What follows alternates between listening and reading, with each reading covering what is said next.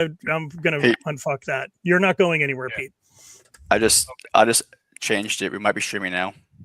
Oh well, look. Let me Actually, check. never mind. Let me check We're Facebook we're real quick. Bago came through. He's Okay. he You're live streaming yeah, we're streaming now apparently. Okay, because I Does was it- As I Let me dropped just the F verify. bomb. I was watching, and then Mac called me in, so I had to jump off. Okay. Yeah. All right, I gotta go. All right, dude. See ya. All right. Well, Some- okay. Somewhere, So right as soon as we start live streaming, and I drop the F bomb. That was Somewhere. perfect. there is a recording of an operations officer we both know and love.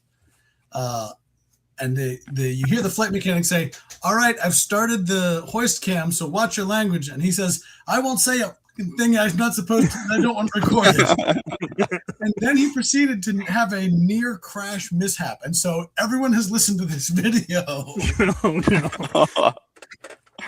Oh, that's There we go. awesome. All right. Well, so we are actually now streaming. I see a comment Yep. there from Sedlow, which is awesome. And anyway, so yeah, let's actually kick the tires and light the fire, so to speak. So I've got Kevin. I got a quick. I'll do a quick. So there I was for the intro, and I think we're recording. And okay, Badass is here. So I'm gonna just apologize up front, everybody, because I guarantee you there's going to be lots of mistakes today because you've got the amateurs running the show while our the other primary hosts are have been disposed of, so to speak. We've had something half an hour of mistakes, but hey, we got it. Yeah, we're gonna muddle our way through. So. All They right, can so usually I'll only manage 5 or 10 minutes, so we got them beat. Yeah. Yeah. Look at us. all right, so let's see. Quiet, numbskulls, I'm broadcasting. This here is a true story about crossing the pond at night in the world's smallest cockpit on the tanker through the weather. Oh, and to the tanker crew who did that, thanks a lot. We really appreciated that. I'm just kidding. No, I'm not.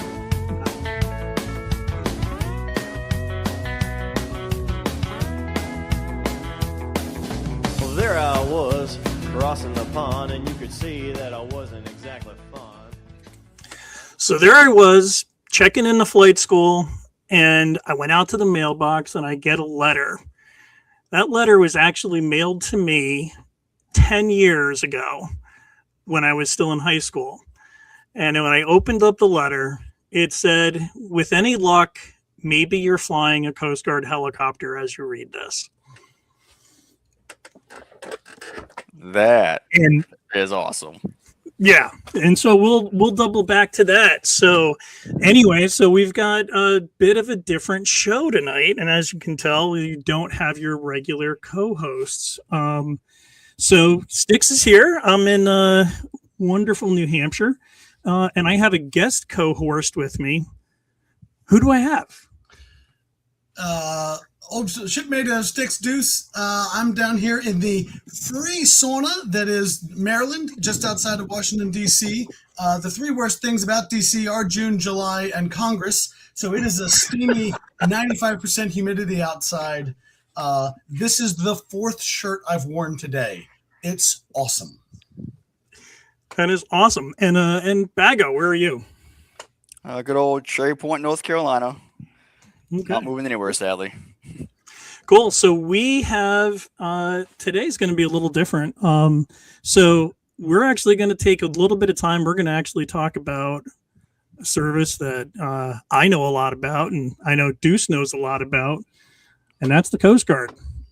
And Coast Guard had its birthday yesterday, did it not? First one without me in 27 years. Wow. Yeah, I Really? retired end of June, or re-left. I was on retired recall, re-left.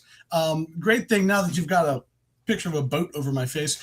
Great thing about being Italian is you can have your retirement beard in just a couple of weeks. I've actually had to cut this down. I was starting to look like a head emerging from a brown shrub. It's not ideal. That's awesome. Because So now you look- when you first logged on, I was like, "Oh my god, you look like Pablo Escobar." You got the shirt. You got the shirt and everything, Deuce. Oh, that's awesome. I'm going to tell you something that's 100% true. A few years ago, I worked with the Coast Guard historian's office, right? And I got along with those people because I get along with everybody except Sticks. And a few years later, the archivist of the Coast Guard emails me. She's like, "Sir, did like your grandfather go to the Coast Guard Academy?" I'm like, "Yeah, for a year. He got kicked out, but he was there for a year. I've had the most successful Coast Guard career in my family, and it ain't been all that." She sends me a picture of his class, from his freshman year, like the class of 1927, maybe 1923, it's 27 because Frank Erickson who we'll talk more about later, I expect, is in the picture. He's in my grandfather's class, and he looks like it's 1923, and somebody called Hollywood and said, "Give me a pilot," right? Black and white picture, clearly, bright blue eyes, blonde hair, 1,000-watt smile. Oh, that's awesome. Who rows in front of him, looking like an extra from Goodfellas, is my grandfather. I'm convinced. I haven't looked at the records yet. I've got one of the historians has promised to help me, but I'm convinced they're like, they're looking at him going, yeah, he's clearly in the mob. What can we kick him out for? Bad vision? Oh yeah, he failed an eye test. Like, would somebody please get Tony the Lip out of the Coast Guard before he ruins vision for us? Oh, that is awesome. So yeah, the Coast Guard celebrated its birthday, and what do we know about what's one of the unique things about the Coast Guard in terms of as we compare ourselves to the other services? So, all right, not a trick question or a pop or a test or anything. I just took, and I love my Warheads on Foreheads brothers and sisters out there. I just took Introduction to Joint Space Operations at the last formal training I had before I left, because I was briefly the Coast Guard's senior space attorney. Don't ask me how that happened. I missed a meeting, and all of a sudden I've got a collateral. But we're talking about the way we use space and all these things, and we're talking about the missions that are related to space, and all of the Pentagon services. They're like, well, in this way we use satellites to put warheads on foreheads, and in this way we use satellites to communicate with this guy so he can bring the warheads, so this guy can put the warheads on the foreheads, and all these things that are like, everybody else has one mission. The Coast Guard has like 14, and so like, okay. Yeah. Satellites for this, we're going to use this for this other thing. The International Ice Patrol does this, and we want visibility of this, but we can't do this sort of visibility in this area because that's law enforcement, and the Fourth Amendment applies. And all my Pentagon buddies are going, "I'm sorry, what?" Yeah. What are laws? It's way more complicated. Yeah, it's like try to keep up, buddy. Yeah. So. But yeah, no, I'm actually. So you're like a space attorney, even probably before the Space Force decided they needed space attorneys. Dude, I want to meet whoever organized the Space Force. The Space Force does nothing that isn't space. Like, this is the most beautiful business model in the history of the world. All their legal assistance guys, Air Force. Their housing officer, he's not in the Space Force, he's in the Air Force. Their morale guys, they're not in the Space Force, they're all in the Air Force. Everybody in the Space Force is like, I don't know, a rocket polisher or whatever they do. But every other thing, every facility, every base, according to one conversation I had with a guy 6 months ago, is all Air Force. They have outsourced all of that work, and I want that so bad. Everybody who's ever counted GVs or been like, why didn't the lawn get mowed? Like, please, can I have that? Yeah. So, yeah, I'm jealous of somebody. Somebody set up the Space Force and went, I don't want to do any of the non-fun parts of this job. Yep. Yeah, we're gonna turf everything out. Exactly. But the other thing that I think is kind of cool about the Coast Guard is that we are like the Swiss Army knife of the services. I mean, quite literally, if something needs to get done, they don't know where else to have or who else to do it. They usually hand it to the Coast Guard to do. But we're also the oldest continuous sea service of all of the services, which actually, in a way, makes us technically, on paper, older than the Navy. But the temptation to make fun of our Navy shipmates is so great and so constant. And I don't want to do that because there's capabilities there and sacrifices there. You know, you get underway with the Navy, you don't know when you're coming back. And it could be months or, like they make sacrifices. If you want to read a fantastic book, though, there is a book called Six Frigates. And it is about the early American Navy when it consisted of 6 frigates. And at one point, one of those guys lost a frigate to the Barbary pirates. And if you've ever had to write, you know how they say, like, bad news doesn't get better with age, right? So, like, if bad happens, run, tell your boss so he or she can help you get ahead of the problem, right? Some dude had to write a letter, put on another ship to cross the Atlantic to say, hey, I lost 14% of the Navy. Yeah. That's one way to put it.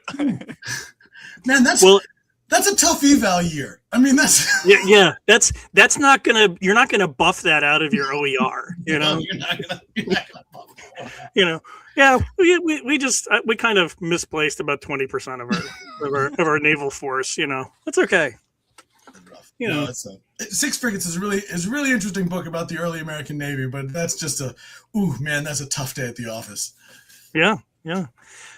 So the other thing though that I think we need to touch on is we have the Coast Guard, but let's talk about Coast Guard in terms of Coast Guard aviation, because that to me is like, again, we're kind of the redheaded stepchildren of the armed forces, and it's amazing to me what we do on a day in, day out basis. And honestly, I don't even think we think twice about it. You know, you hear about, Coast Guard rescue, the Coast Guard probably rescued today, anywhere between 15 to 20 people. And it was just another day, and that to me, I think is the coolest thing. But the Coast Guard aviation, we could say in a way dates back to 1903. And you want to take a guess as to why that is? I know this one. Bago, I know this one, but I'm a dork. No, I don't. It's actually close to your hometown, Bago. NC2. Am I right? Yep. So there was that, but I was even going back to, honestly, Kill Devil Hills. Yeah, I'll say that. That's right. That's right. Yeah. Who helped the Wright brothers get the plane up in the air? It's the Coast Guard. The local station. Was it really? Yeah. Which proves that there's not a damn thing to do on a beach in North Carolina. Exactly. Yeah. We're sitting around waiting for something to happen. Oh, but these guys are here, so why don't we borrow them and they can help us get our plane up in the air? Yeah. So there was that. But what do you want to do today, Jimmy? I don't know. I hear these 2 idiot bicycle mechanics are trying to kill themselves with an oversized glider. Let's go help them out. Yeah, exactly. But yeah, no, they so it sort of dates back to that, but you could say that, but it actually goes back to right around actually 1915 on January 28th, and we actually had no relation in my family here, but we actually had Coast Guard aviation first aviator was Second Lieutenant Norman B. Hall. So, which had to really dig that one out. And then you had, of course, the most famous original aviator, which was what? Elmer Stone. Elmer Stone, right, yeah. Yeah. That he and so it actually goes back to even World War I, when we were, actually they were using us to help find vessels that were sinking and having in distress off the shore. So, there's a cutter named after Elmer Stone now, right? Yeah. Okay, here's the thing. I have no cutter time, all right? I have 27 years of Coast Guard service, less than 6 weeks of sea time, all right? I am not a cutterman by any stretch of the imagination. One can only imagine, though. Well, but I do know you go on to the AVDET and you get a certain amount of grief that you don't have any duties. Right. You're sitting around just waiting to fly. You're better looking than everybody else. You get a certain amount of grief, and that's fine. It doesn't bother me. If it ever really bothered me, I'd just say, oh, what part of the aviation selection process weeded you out? That's fine. It doesn't bother me. However, and I know when a new non-rate shows up on the boat, the first thing, well, one of the things you got to know is who's it named after, and why is it named after, and why is this person, and all these amazing Coast Guard stories of the people, the Elizabeth Friedmans and the Alexander Hamiltons, the people that these vessels are named after. You got to learn your history. You got to learn their history. And how much does it frost the chaps of every cutterman, every senior cutterman on the boat? You got to learn the history of this boat, of this cutter. Well, who's it named after? A prominent Coast Guard aviator. Exactly. Yeah.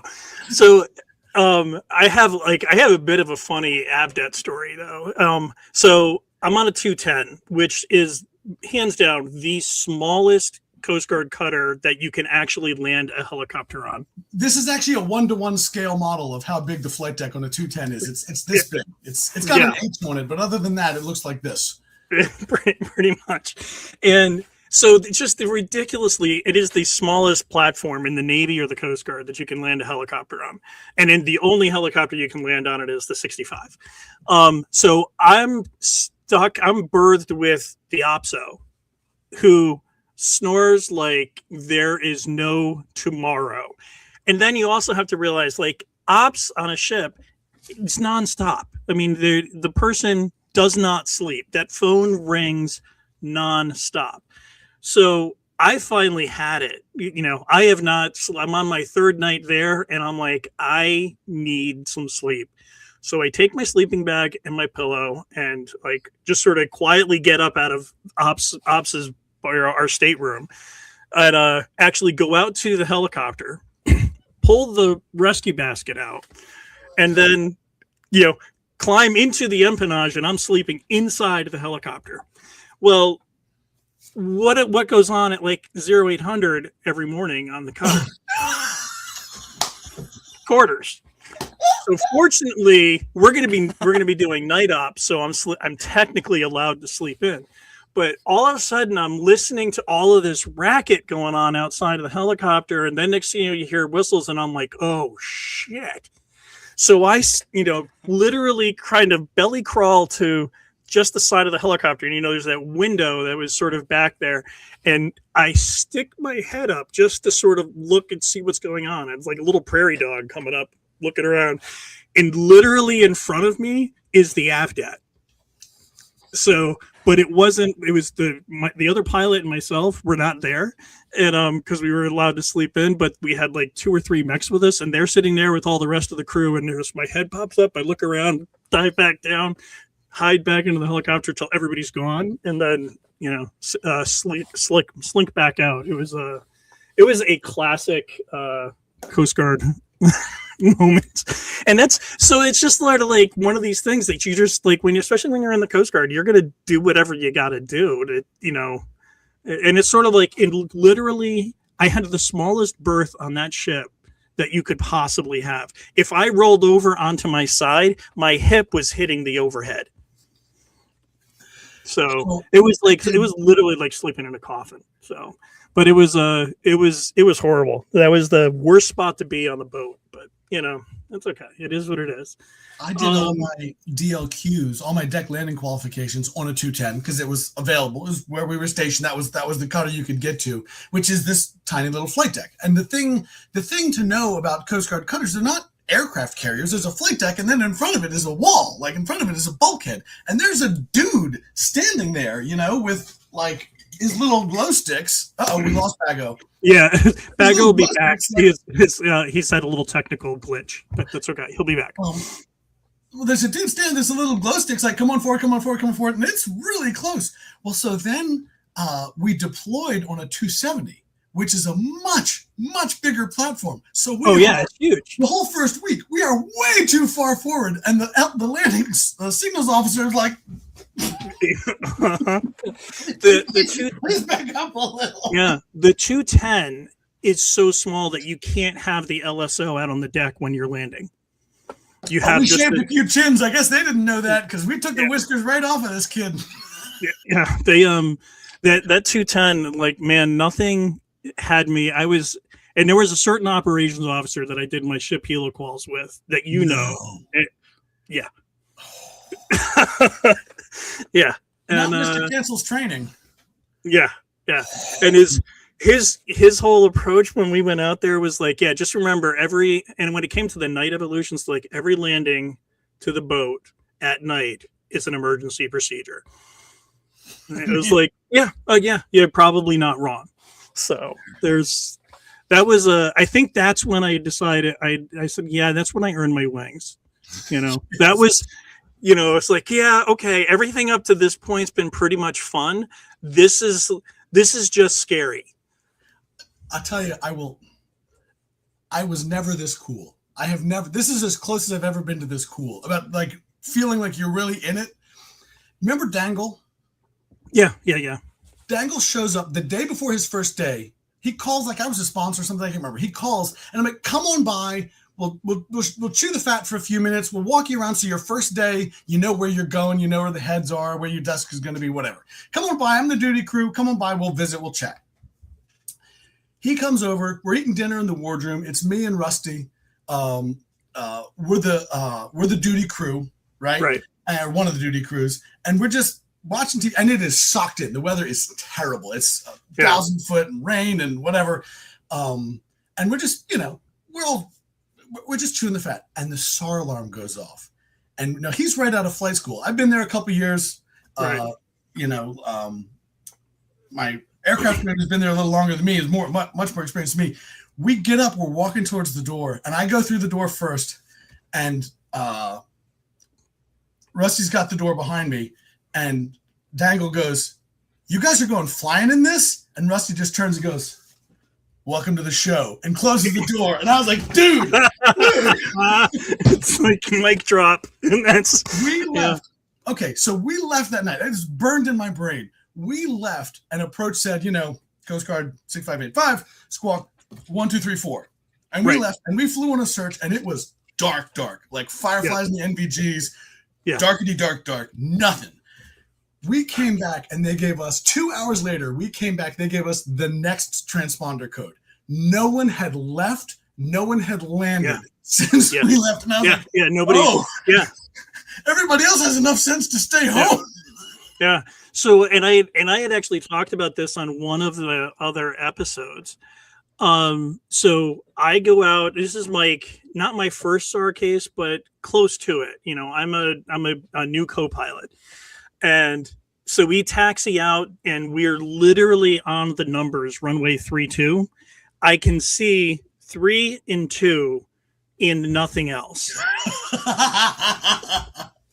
And so we talk to Tower, and I call up Tower, and I'm like, yeah, Coast Guard Rescue 6534, we're at the numbers, runway 32, ready for departure to the northeast or something like that.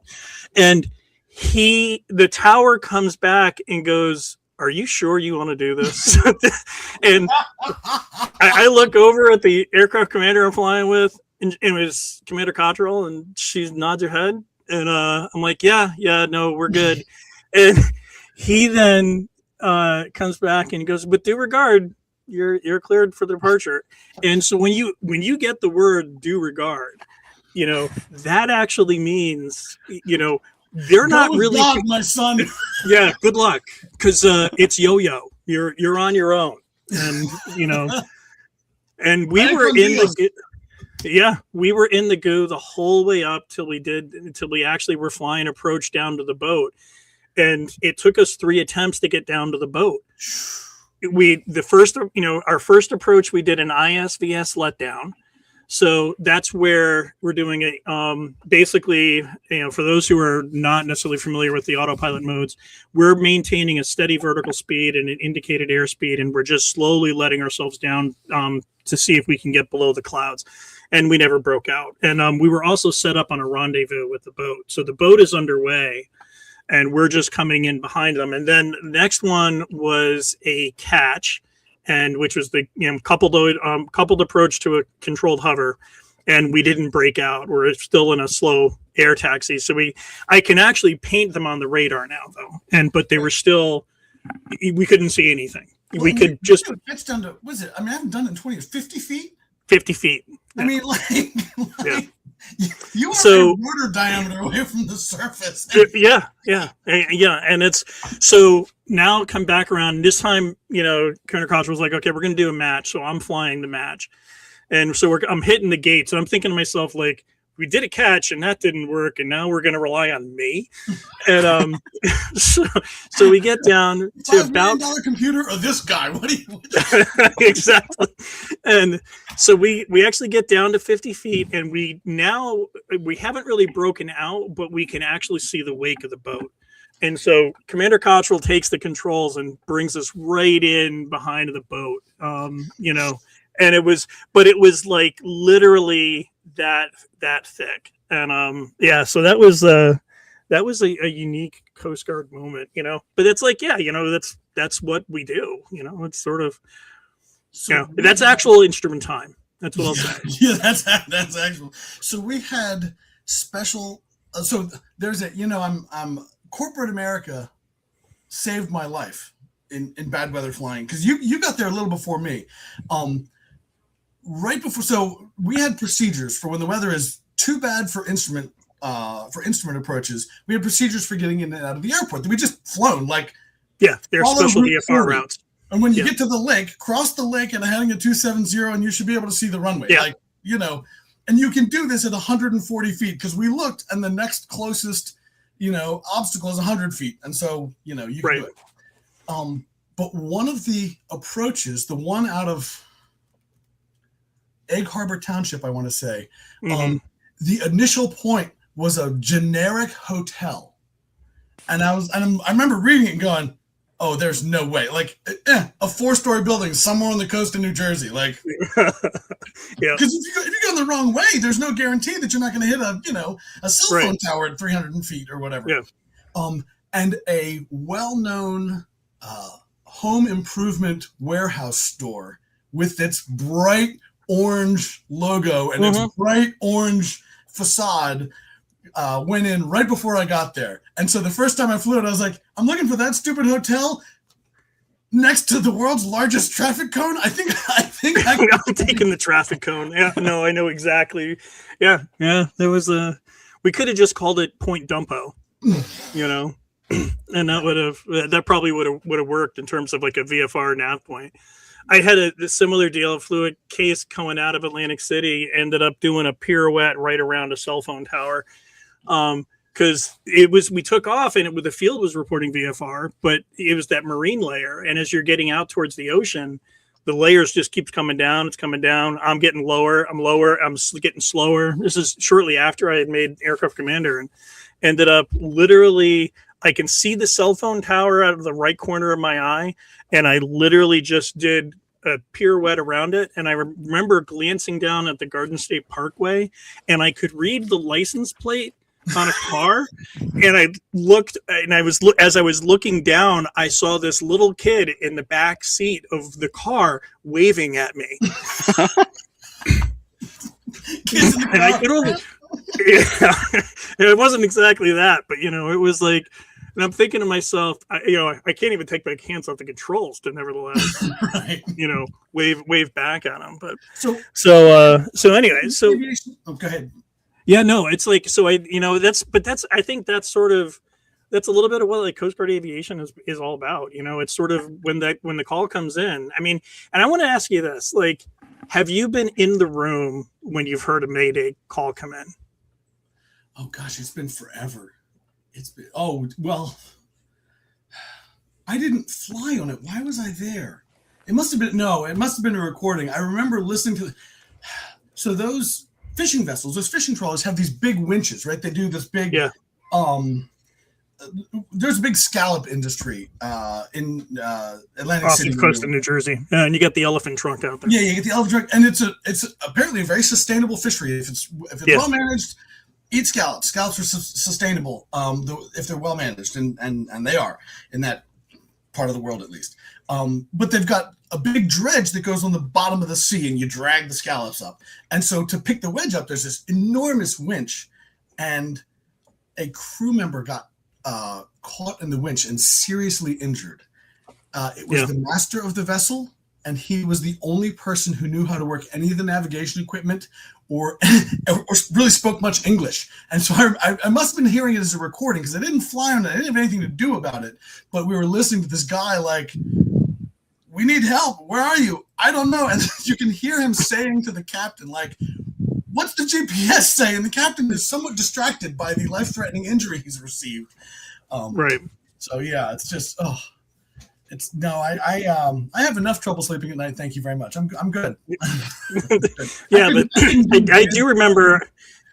I've heard like more than one of them, but it's one of those moments that it makes the hair stand up on the back of your neck. Yeah. You know, it really like.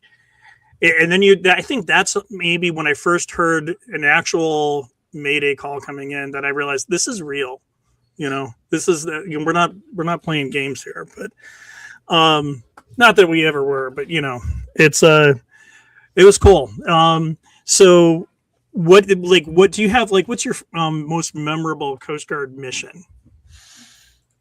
Well, I mean, I went to Katrina. I picked people up. Well, yeah, okay. I talked about that. I was here before, and I talked about that a fair piece. I'll say that is any 3 Coasties worth of search, live hoists in a 3-day period. I flew on this vessel. I flew in this case called the Chief. The vessel was called the Chief. And there were 6 people on board. And we know, looking at it afterwards, I mean, it was a lot of things went well, a lot of good coordination by people way smarter and more important than me. You know, I went to work and I flew the helicopter and we found, I'll tell you this, we found the guys. We had started, it was the second leg of our first search of the day. Like, we had this massive search area. They had C-130 out there. They had cutters out there. Like, I brought a toothbrush. I was convinced I was going to be landing on the cutter and spending the night on the boat.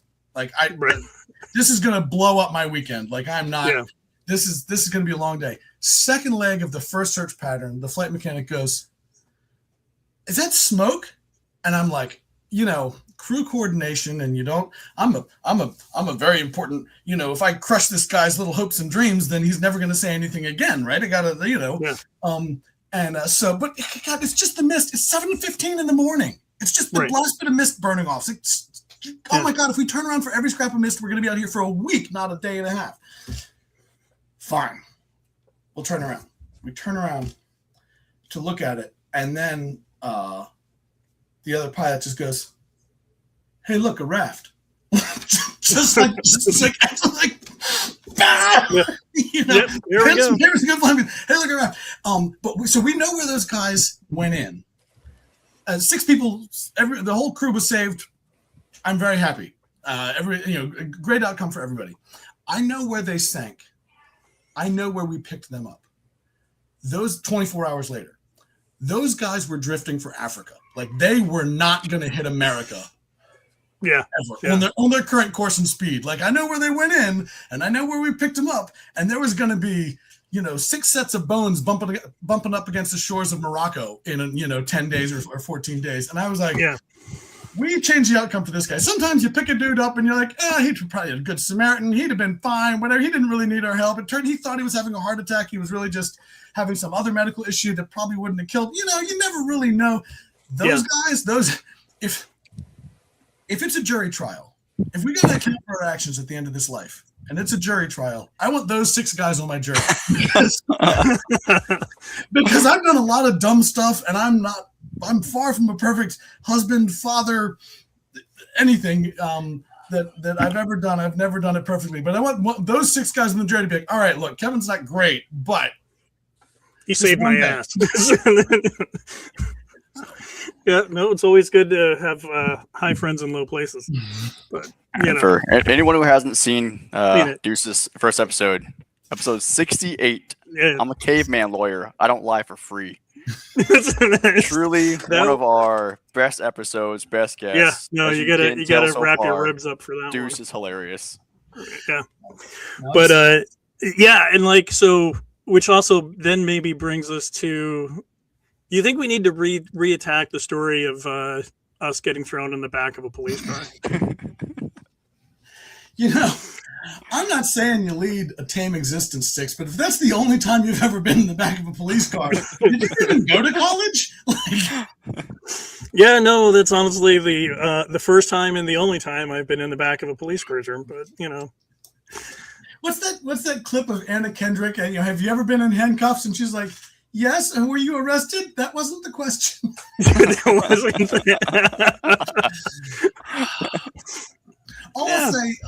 I'll say this. Everybody goes into different professions because that there's this that's where you see the need. You know what I mean? Right.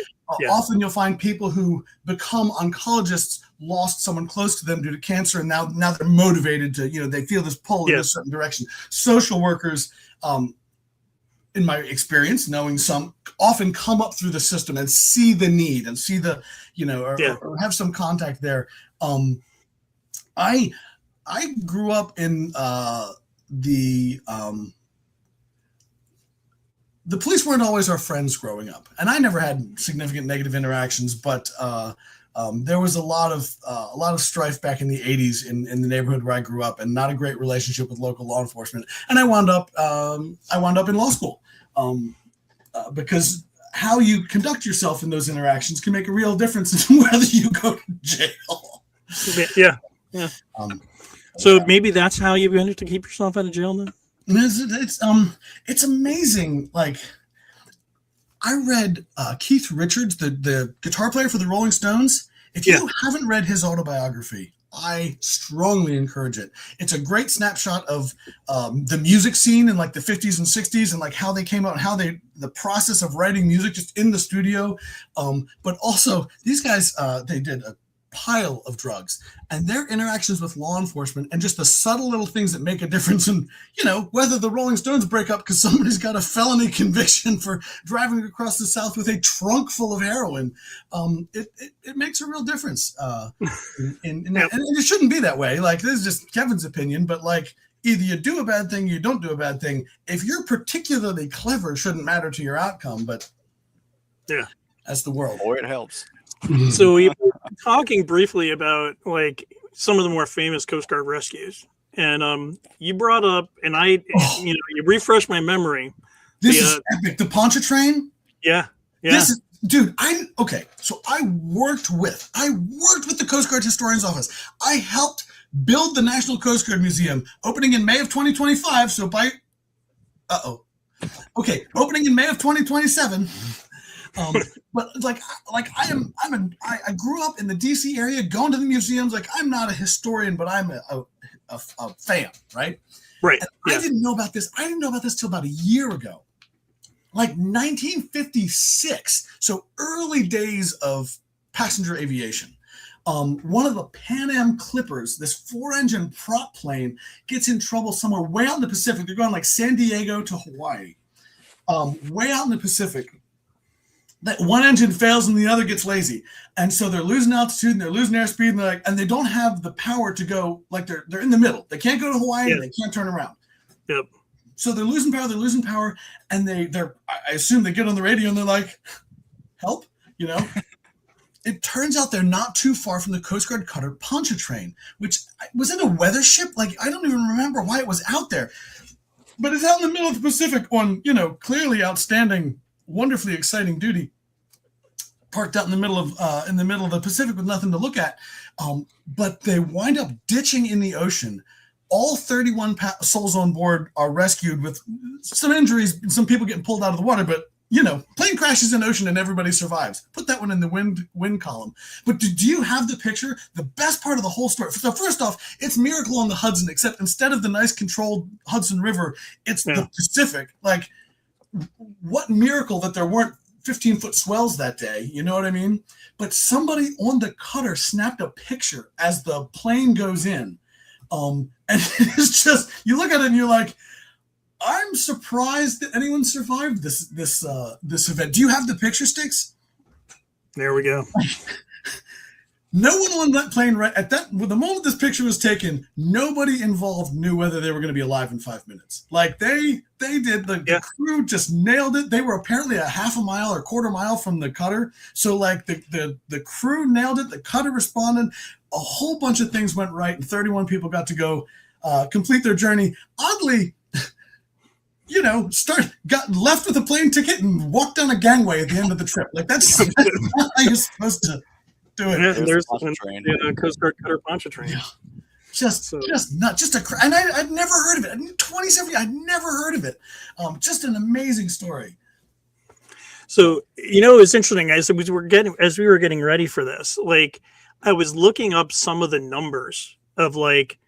So how many active Coast Guard, and I knew that the Coast Guard was somewhat selective. Okay.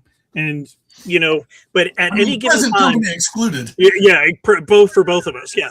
But how many Coast Guard aviators do you suppose are actually on active duty right now? Ooh, on active duty. Yeah. What do you think? 500? 800. 800, really? Right. Wow. Nice. And so the next smallest service is the Marine Corps at 13,000. Honestly, yeah, dude, we got thousands, man. And then you start getting into the Navy, the Air Force, and the Army, and you're talking tens of thousands. Almost 100. I think the Air Force maybe has 100,000. And so really, it's interesting. Like when how often do you run into somebody who's actually, I'm a Coast Guard aviator.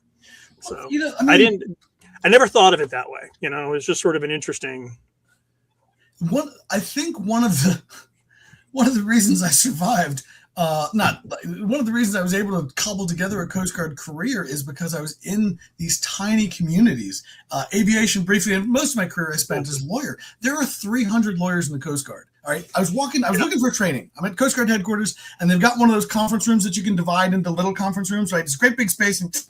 And I'm going down the hall, and I'm looking for like my little segment. And I open the door, and there's 15 people in the room, and I don't know any of them. That's not my training. You can't find 15 Coast Guard lawyers that I don't know at least 2 or 3 of them. Like you would have to hand pick, people who happen to have never overlapped, never passed through here, never.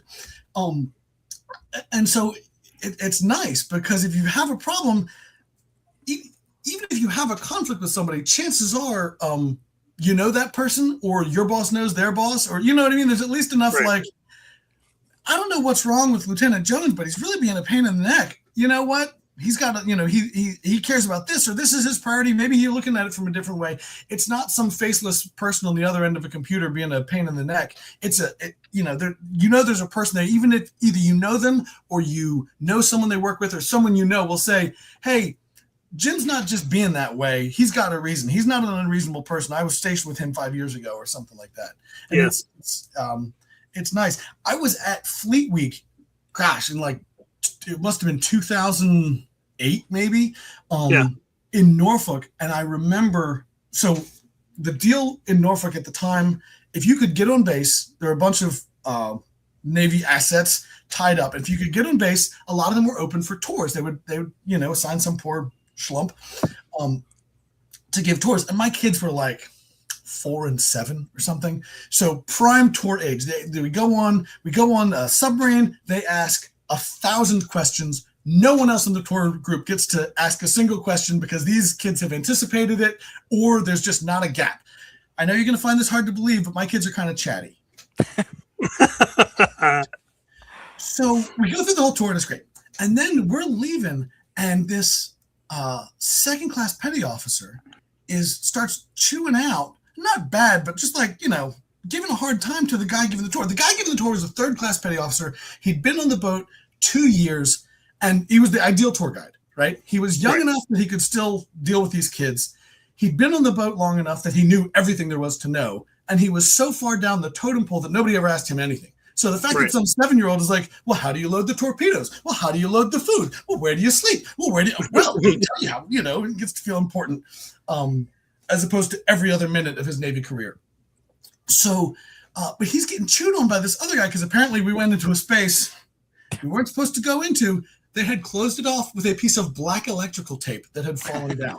Oh yeah, that's perfectly clear. Yeah. I am the least qualified person. Right, Bago, like there are lockout tagout procedures. I don't know what they are, but it ain't black electrical tape in a dark room. Worth a shot. I'm like, I don't know that I'd see that in the Coast Guard, because those two guys are going to bump into each other and then maybe never see each other again.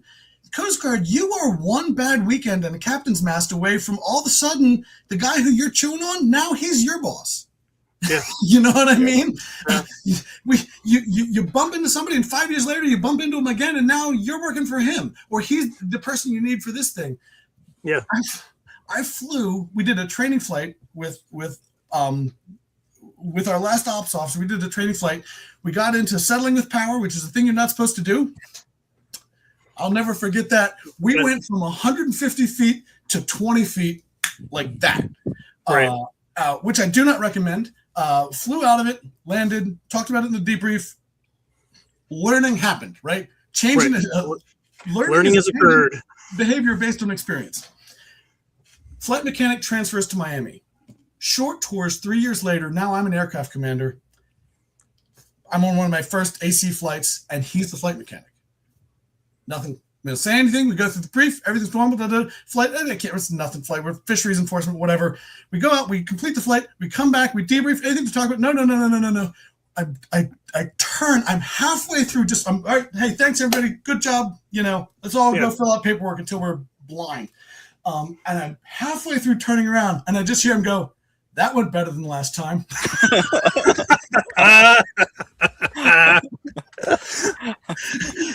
You never know when you're going to see that guy again. You never know when all of a sudden it comes back to bite you in the ass. So we're going to actually, you'll know.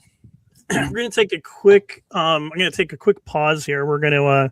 I'm going to do just a quick impromptu plug for DC Artworks. I was going to try and have something prepared, but Derek Combs over at DC Artworks is actually one of our primary sponsors. He is actually creates some really unique, one-of-a-kind material. And we basically, he can hand make any, uses laser cut CNC engraving with, powder coating, and he creates these, amazing pieces of artwork. I've got a set of like 2-foot naval aviator wings that are multi-layered and just, you can tell the detail that's been put into them, and they are just absolutely fantastic. We also had the great benefit of, with the recent retirement of the Harrier, we had Derek down there with us. He shared some space with us, and we were able to record some shows and do some of the stuff that we do, but also got to see some of the artwork that he produced. So you need to go to his website, which is dcartworks.net. And you got to go check out what he's got going on over there. And it really is customizable. When you look at that, you're just looking at what he can create, like the springboard. What he's actually going to create for you is what you imagine in your head. And so he does a fantastic job. We're so lucky to have him as a sponsor for us. So definitely wanted to give him a quick plug. So anyways, can I tag something on there for just a second? Sure. Because something weird happened to me about 7 years ago now, that no one ever expected. It shockwaves rippled across the space-time continuum. I got promoted to 05. That's an amount of money I was not expecting. Right. It's not a secret.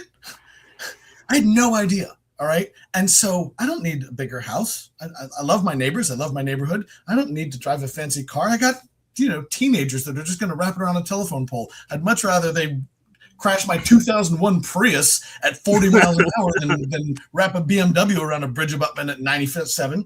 Yep. I wouldn't know anything about that.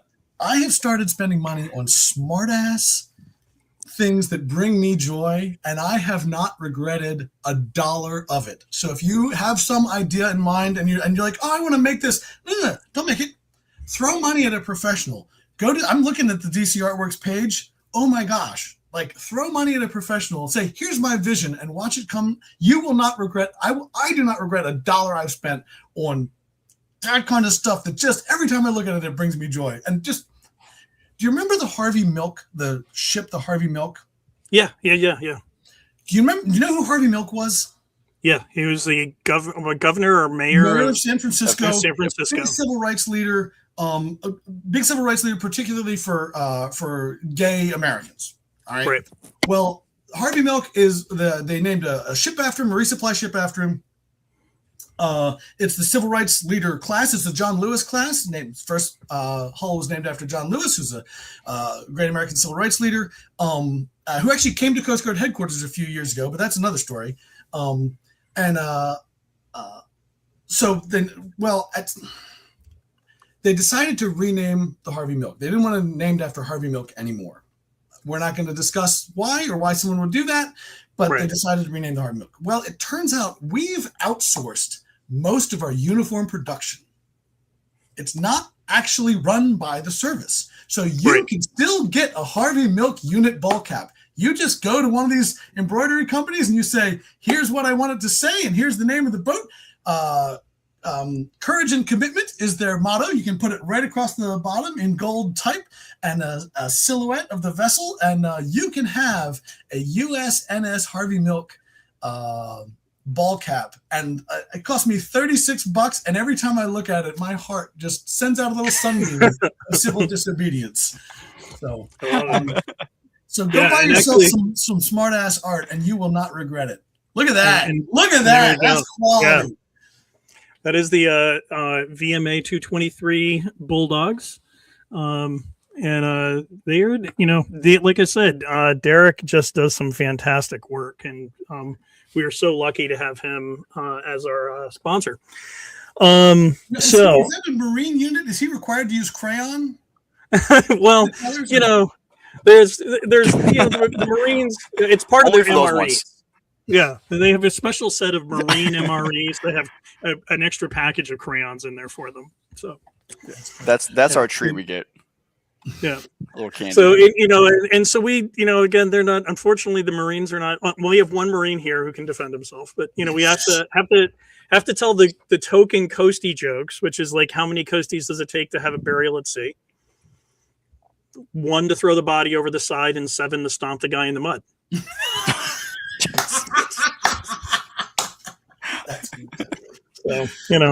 So it's the Coast Guard. So, but last week, I'm not making this up at all. Last week, I had lunch with a flight school friend of mine, we both went through as O3s, and so trauma bonding is a thing. We're downtown and we had lunch, and we're with her kids, and her kids are delightful young men. They're 6 and 9, maybe, I can't remember, whatever. So we roll into the restaurant, and they bring out the kids' menus and some crayons. I didn't even say anything. I just looked, and she looked at me, and I was like, they're going to bring you a pen for the check. Don't worry. Did you order the 4-color appetizer or the 16? That's right. But, we went out to dinner one night, and we're coming back, my wife and the kids, and we were driving around doing errands that day, actually, and we had some color and stuff in the back for the kids to do. No, our youngest is like, I don't know, probably 2 years old or something, and my wife looks back and she's like, Kenny, it's like, what are you doing? She's eating a freaking crayon, and it's like, dude, you can't do that. So she's like, why are you doing that? She's like, because I'm hungry. And I'm like, oh man, I'm like, well, I guess you got to start them young. Well. Daddy does. I mean, I don't see why. Why wouldn't I? She's just copying. It's okay. Well, if you're worried you're going to lose Parent of the Year, I want you to know at some point, a person I love and admire said to me, I think the baby is hungry. She's retrieving Cheerios from under the couch. You just put that in the middle right here. You just put Dad of the Year right here next to the palm tree. So you're in good company, Bago. Oh, I'll take it. You know what? I also want to.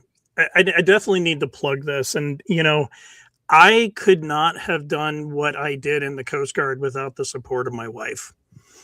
Yep. And I know, and you're so Deuce and I, as you probably have figured out, we were stationed together, but Marion and my wife Ann were good friends as well. And the wives, and that was the other thing. The wives club, you couldn't get away with anything because that got around. The information got around a lot quicker than you might think. The best because it's a tiny wardroom, right? So we're all hanging out together. I will never forget this as long as I live, because I think you were there. I know Ann was there because your little guys were there, and we're at the park in like Northfield or something, and a 65 goes overhead, and all our kids point and go, "Daddy, Daddy," and we're like, "Yeah," like something like. I haven't checked the schedule, but that's probably Brad flying. Like, is there something you want to tell me? There's what was that I was just thinking of? So my kids, like for the first 7 or 8 years of their lives, they were convinced that Santa came on a helicopter. Screw the sleigh shit. Santa, like, so we're sitting there with the little pastor's talk at church, and Santa, he's like, well, how does Santa get to your house? Comes in a sleigh. No, he comes in a helicopter. Like, no, he comes in a sleigh. No, he comes in a helicopter. I'm telling you, he comes in a helicopter. How is Santa supposed to carry toys for all the little boys and girls with a max gross weight of 9,600 pounds? That's what I want to know. That's what I want to know. Yeah, exactly. Exactly. There are no good little girls. Yeah. If you want a weight set, Santa cannot help you. Exactly.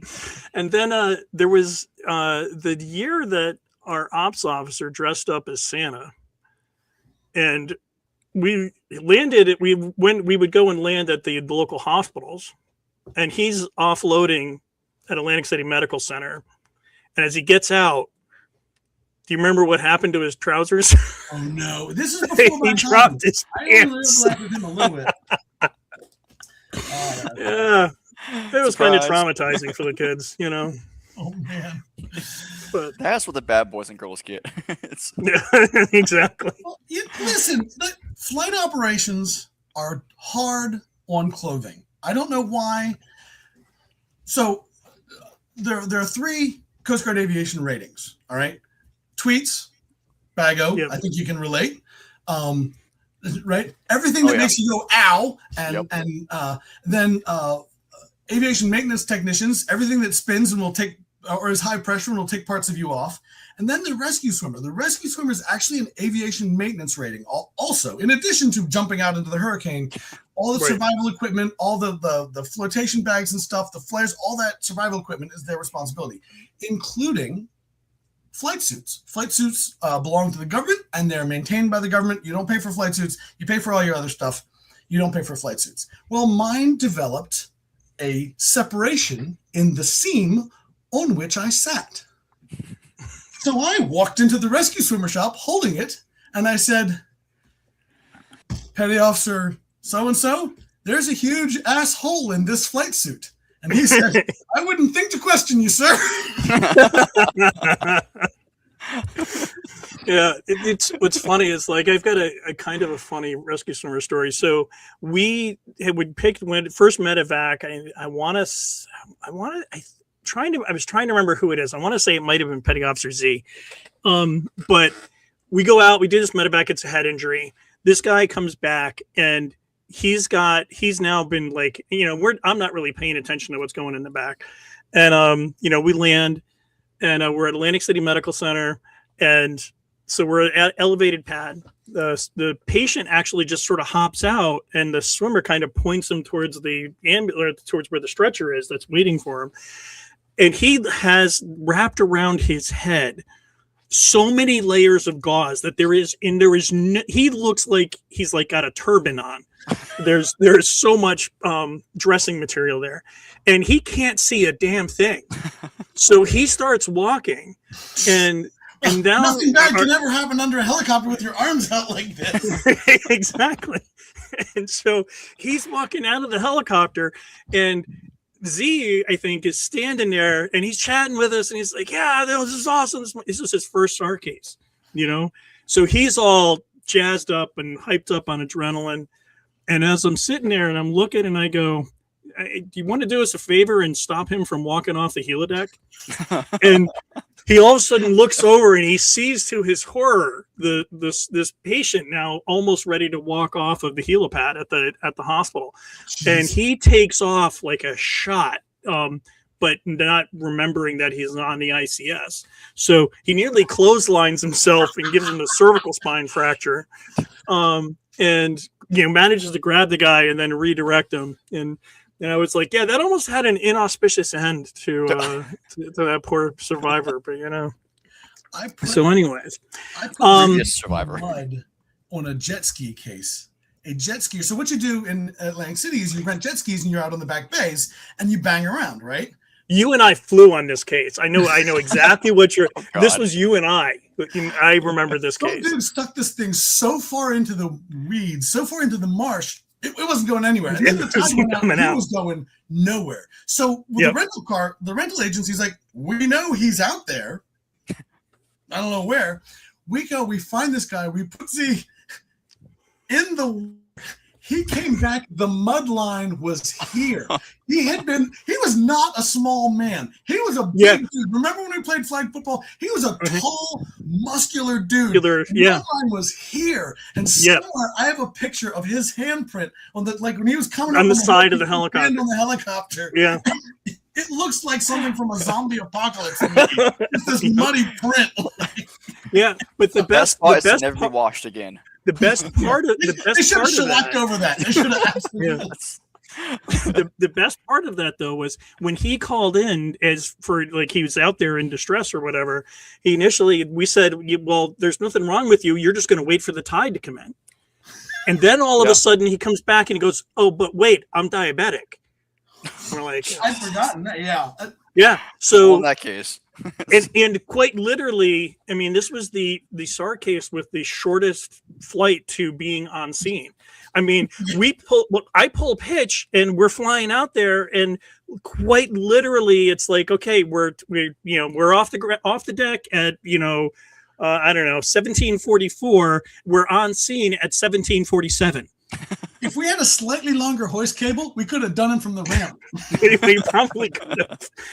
And so I remember the stench after we got Z and the survivor up was horrible. So we actually left the door open and we sort of just did like a 60-knot high air taxi over. We landed Bravo Kilo. And then the decon of the helicopter, I think, took hours. It was like literally they started off with like a fire hose, just trying to get everything out. And so we not only does the decon though, not you guys. It wasn't us. I get paperwork to fill out. I think I'm far too important to do real work. Right. But so we go. I did go back out to check on them, and anyway, so they say, yeah, we not only saved this guy, but we saved about 5 crabs.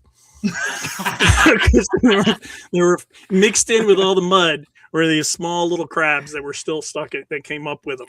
So not enough to eat, but So anyway, 4 feet into the New Jersey mud, you come out with 3 mobsters medallions and a pair of shoes covered in cement. Yeah. All right, so I think I get one more thing I was going to sort of have us briefly touch base on, and then we'll start thinking about trying to get back on deck and putting the chocks in.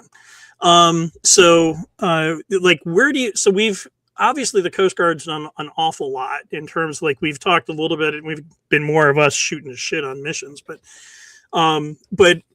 so where do you see the Coast Guard going next? I mean, because even when we were in, there were things that were changing because the HITRON came about, and then we had the Air Capital Defense mission that we suddenly found ourselves training for. We were the first crew on that. That was nuts. The first the first unit to take that on, first Coast Guard unit.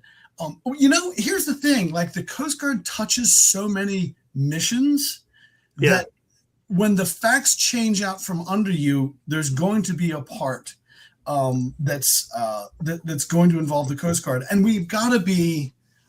I think it's an obligation of Coast Guard leadership to sort of keep ourselves in our own box. You know what I mean? Not to get outside of our box and get caught up in mission creep.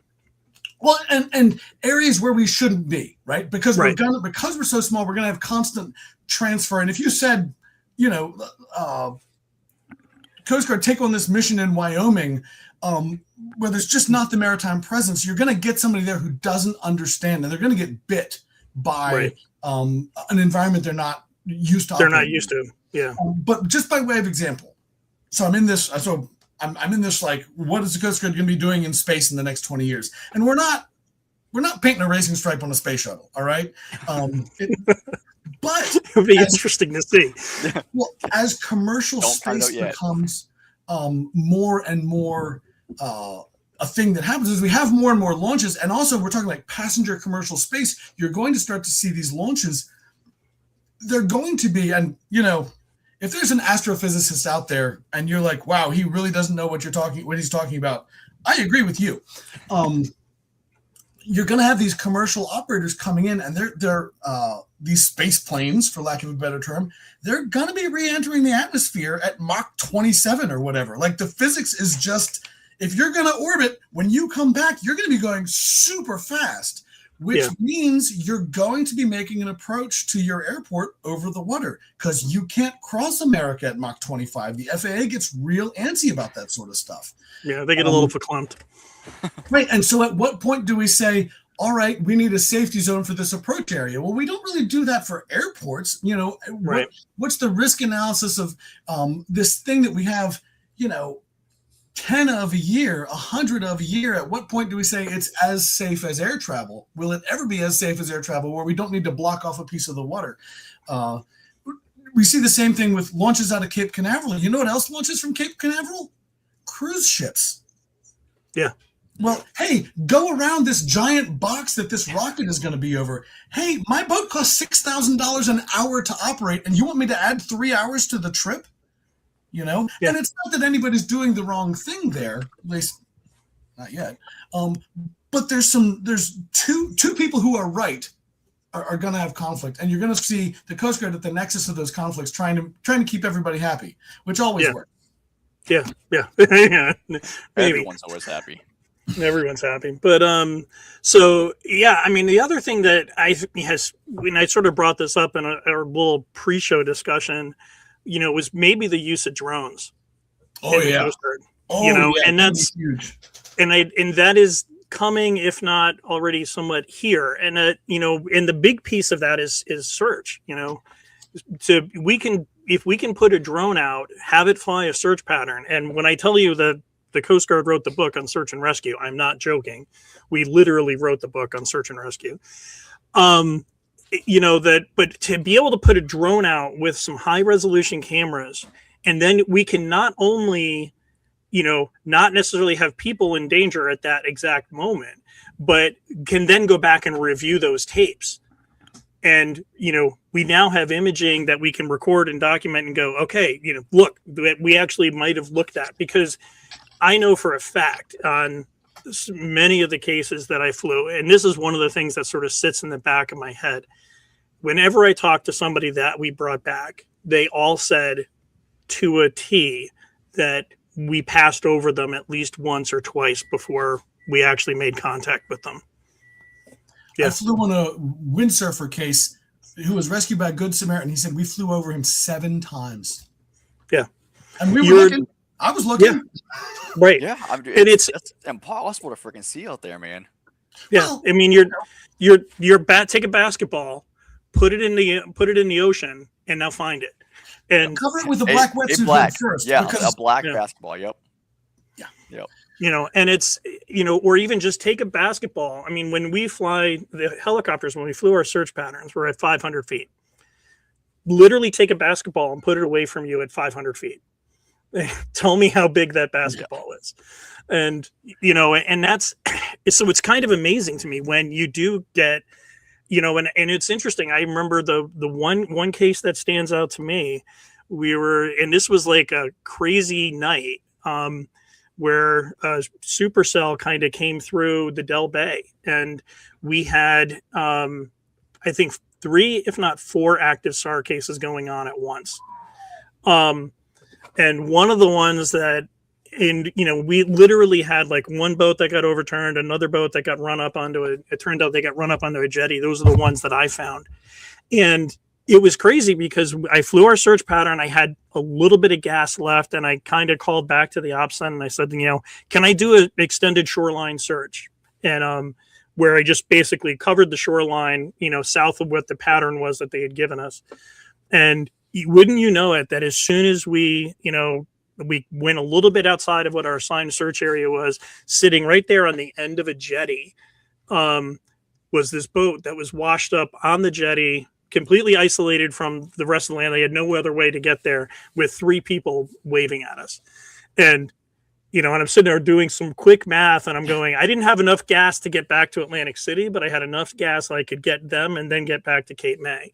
And we ended up, I think we dropped them off at Cape May and then had to go pick up some gas or something. But, it's those, that search piece is and how many cases did we fly on?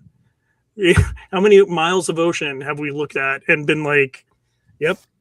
Yeah. Well, I think, and I mean, it's easy to overlook, or it's easy to not appreciate, like, a search at sea is like the nature of a chaotic system, right? That the butterfly flaps its wings in China and causes a hurricane in the Gulf of, because there's so many factors, the current, the wind, their model may have predicted the overturned vessel will move through here, but it went an extra 6 feet and bumped into the jetty and stopped. And so now your search area has drifted to this whole different place. Right. You're not searching where the boat called from. You're searching where NOAA's best scientists have figured out or have predicted the person will have drifted to, given all these factors. And we don't have perfect knowledge. So the ability to just launch a drone or a bunch of drones to complete that search and to expand the area, because your resources are a lot less limited, is amazing. And if you want to know how much of a commitment the Coast Guard is making to the drone mission, remember I said there's 23 ratings in the whole Coast Guard? Actually, there's 25. We don't talk. There's 25. The 25th is robotic mission specialist. It's a new rating within the last year for drones and underwater and other autonomous vehicles. I think that's a level of commitment, because there's 3 aviation ratings. You know what I mean? Right. Like there's just not that many ratings in the whole Coast Guard, and to say we're going to do a special rating for this is and bring it on board is a huge statement about where the Coast Guard thinks the importance that the organization thinks that job is going to have in the next 20 years. Right, and the submersible that was lost recently. That what was it? The Titan. The Titan. Yes, that's it. And it's interesting because there's lots of discussion, and I know it's funny. You hear James Cameron make the comment, "Well, the Coast Guard said that they were searching, and we knew that they were gone." And and it's funny, until you've been the guy actually making the decision about, are we going to search, and where are we going to search, and what do we know, and based off of what we knew then, we handled it the best way that we could. And yeah, it's an active search until we have, either bodies or a vessel. And, and that's born out of years, if not decades of science behind search and rescue. The whole National Search and Rescue Manual there's science behind it, So I have an unusual experience, because I flew for the Coast Guard, and then I went and flew medevac for a state agency for a year. Yep. When I was in the Coast Guard, when I left the Coast Guard, I was a senior duty officer and the aircraft commander. So the phone rang, or whatever, the call came in to the search and rescue mission controller, and that person would say, "All right, sir, here's what we got. The case is this. The information we have is this. The weather is this." I'd go look at the weather myself, but the ready aircraft is this. The crew is this. What do you want to do? And I'd say, "We're going to go," or "We're not going to go," or "What? The weather's too bad. We cannot go." And that is it's a hard spot to be in. God, I was 27. Yeah. And then and that's I think another great point. in the Coast Guard, we're making huge, even at the O3 level, we have a tendency to push decision making down to a really low level, which made us super flexible in Katrina. Because we let the unit leader make decisions. We have a standardization process that is phenomenal, so that you can have two pilots from different air stations and a flight mech from a different air station and a swimmer from a whole nother air station, put them in the same helicopter, and they're going to be able to function together. Yeah. Because that's how standardized we are. And So I got out of the Coast Guard and I went to fly for a state medevac agency, right? And here's how the phone call went. The phone would ring. So in medevac, you fly with one pilot, a nurse, and a paramedic. All right. So a phenomenal level of care. Like you wouldn't know anything about it. Yeah. Yeah. So the phone would ring. The nurse would answer the phone, get all the information. And then the nurse would turn to me and say, "Can you fly?" And I'd say, "What's the case?" And the nurse would say, "Are the conditions sufficient that you can fly?" Right. Well, I mean, did I take off in terrible weather because a dude was having a heart attack? Yeah, I flew on that case, right? That was out of Atlantic City, but we had like a substitute flight surgeon on consultation. Yes. And so there's a lot of relays, and we're calling a guy who's miles and miles away because it was a duty coverage type situation.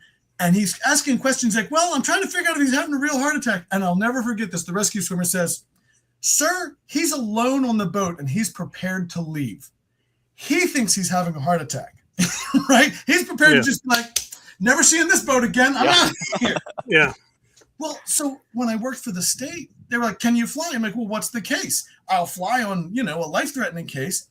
I took off at night, unaided at night in the mountains to transport a woman with 2 broken ankles. And I was like, I'm out, right? She could have gone by congressional committee. It wouldn't have mattered. You could have sent her 3rd-class post. It wouldn't have mattered. I'm watching a billy goat fly by the window at 120 knots she needs an orthopedic surgeon, but she needs an appointment this week. Yeah, pretty much. No, that's a real good way to get hurt, and I'm not doing it. I don't want to do that anymore. Well, and it's interesting because that's actually one of the things that I, what sort of drove me, I don't say drove me to get out, but when I got out was, I decided I wanted to pursue a career in healthcare. And so, because I, really had tried to convince the Coast Guard to send me to PA school because I wanted to be a flight surgeon. And but there was an interesting case relatively early on. We go up to go do a medevac off of Fire Island, and there's this guy who's got stabbing back pain, and in the swimmer knows I'm a paramedic at this point. And so anyways, he's got this stabbing back pain, and long story short is he calls up to me and I say, "Well, check blood pressures on both arms." And he does, and there's a big difference between the left and the right arm, and which same guy, same body, same person, yeah. And the issue or the concern could be what's called an aortic dissection, where the blood pressure can cause the aorta to actually split longitudinally, and that can then result in a rupture of the blood vessel, and they would die out instantly. And the concern being is that if we're going to hoist this guy, what's it going to do to his blood pressure? And so here we are. We make the trip all the way up here to get this guy, and we make the decision. And I sort of make this suggestion to the aircraft commander. I said, there's a chance that maybe this is an aortic dissection. It may not be a good idea to hoist him. And so there is this long pause, and she looks at me and she's like, "Are you for real?" And I'm like, yeah, no, I'm for real. And so the boat was just getting there. So we transferred the guy by boat. He went by ambulance. I called back to the hospital, and he indeed had an aortic dissection. Wow. Jeez. So not a little one. It was somewhere between 12 to 15 centimeters, I think, somewhere around there. It was huge. Good Lord. I mean, I don't know what an aortic dissection is, but I did a frog dissection in high school, and it did not turn out well for the frog. It wouldn't. It was bad. Yeah. But it's just, my thought process at the point was like the hoist alone could kill him. Wow.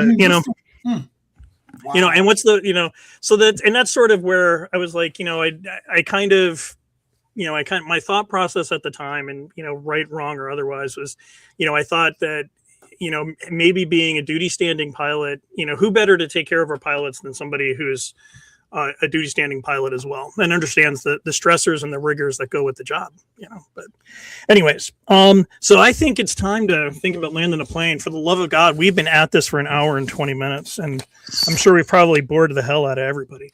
But first we got to see Deuce's little surprise he gave us earlier. Oh, okay. All right. So I have a friend whose grandfather was in the Coast Guard. And when he was in the Coast Guard, he collected old uniform items. Like, that was his thing. I don't know. So this was old 40 years ago. But she says to me, hey, my dad passed and my mom's trying to reduce the amount of stuff in her house. We're all going through that. Do you want this Coast Guard uniform cape? And I'm thinking, like, dude, you know how cool it would be? Like, the guys with the bridge coats, which are those short wool coats, like, those are cool. You know what I mean? How cool would it be to show up at an outside event? Around. Right. It's all about the coolness. How cool would it be to show up at an event with a Coast Guard cape? And if you've seen the Coast Guard Bravo jacket, it's that medium blue with the 4 patches. It looks, if you haven't seen one, it looks exactly like the jacket the postman is wearing in Miracle on 34th Street, the Christmas movie, where the judge says, I want the letters here on my desk. And this parade of dudes in these 1960s era 4-patch jackets. Well, that's the uniform. Anyway, so I'm like, I want this blue, this medium blue, heavy wool cape. How cool would that be with my Bravo jacket? And she brings me this Dracula-ass looking thing with a velvet collar from Staying Alive, the Halloween special. I don't know if I'm prepared to count on Sesame Street or be in a sequel of Twilight, but this is just... So you can't get cooler than that, though. Yeah, no, and this is why. That is friggin' priceless.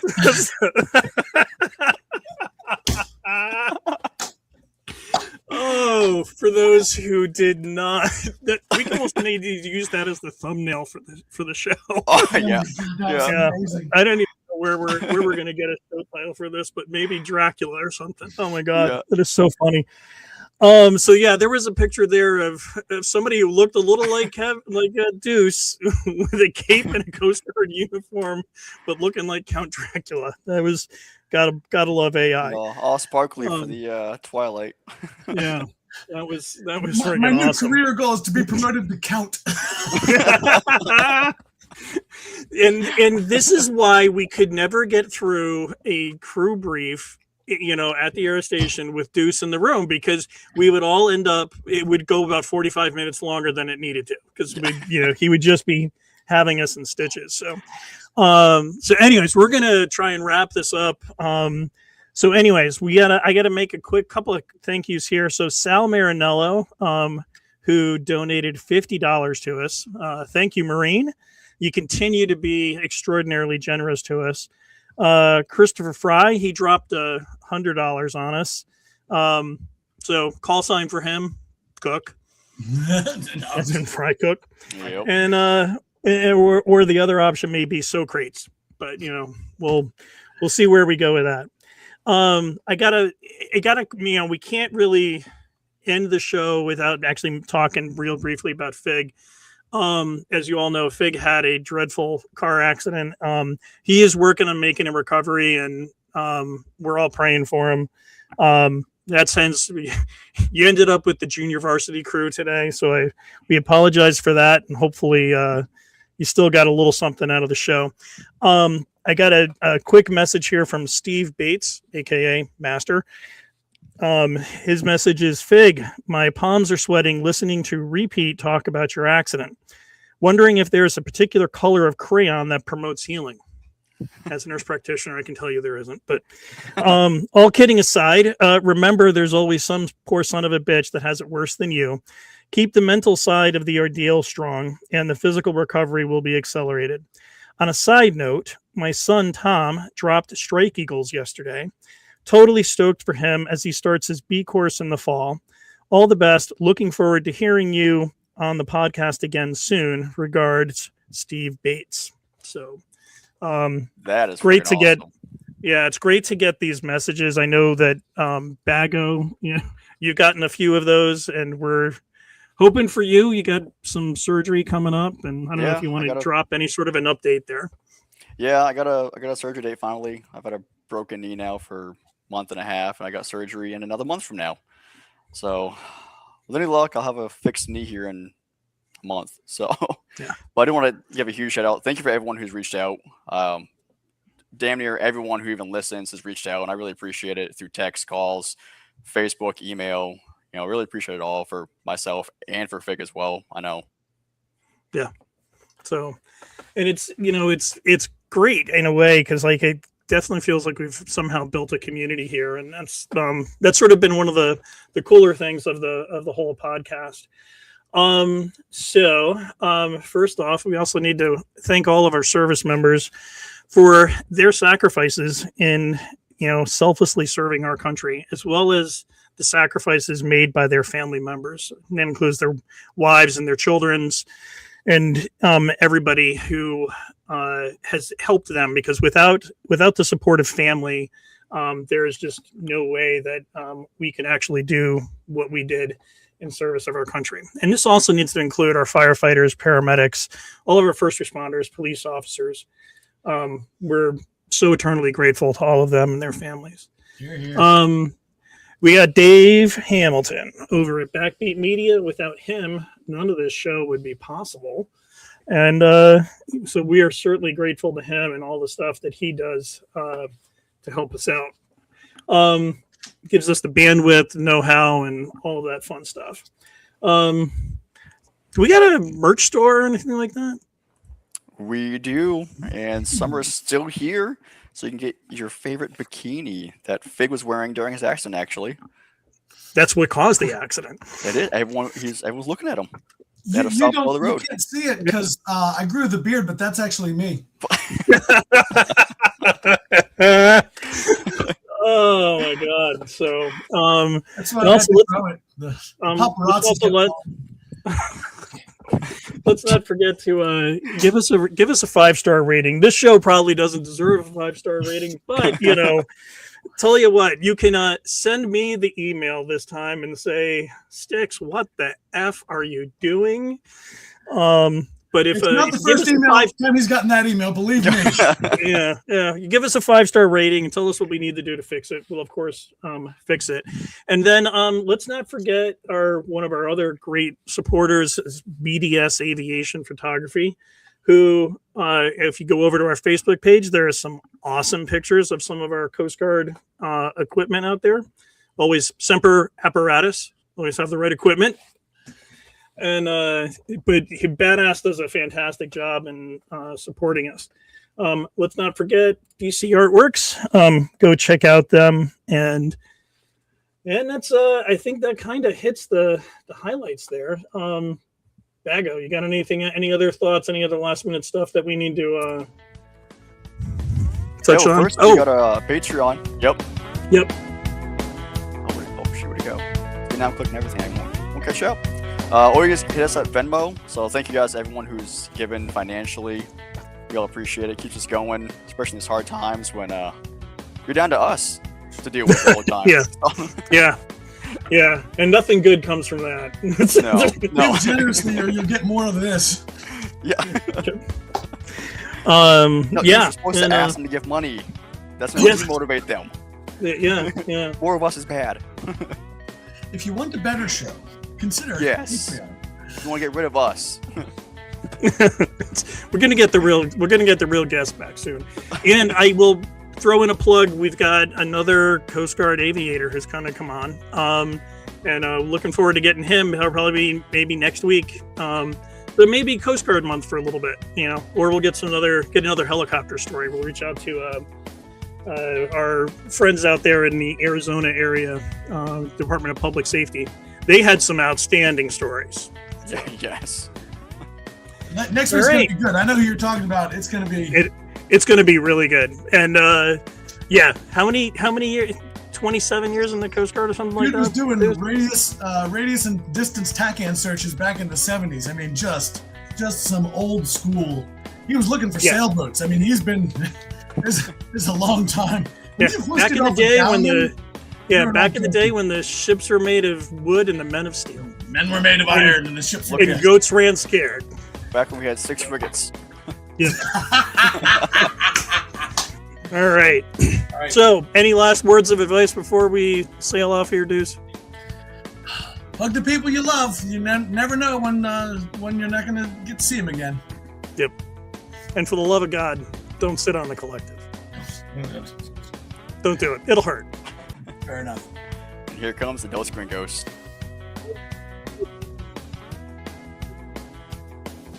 Well, there I was, crossing the pond, and you could see that I wasn't exactly fond of all the shit I was wearing on that day.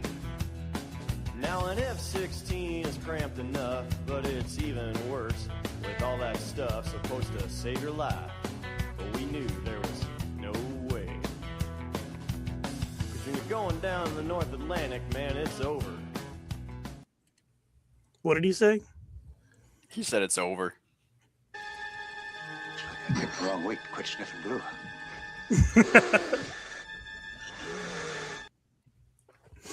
And we are out of here. All right.